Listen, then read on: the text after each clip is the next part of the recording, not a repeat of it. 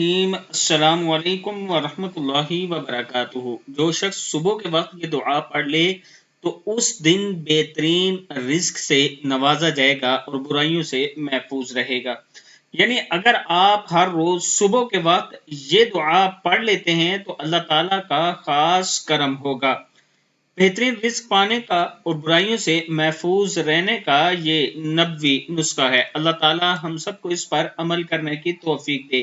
دعا ہے بسم اللہ الرحمن الرحیم، ما شاء اللہ لا حول ولا قوة الا باللہ، اشہد ان اللہ علی کل شیء قدیر۔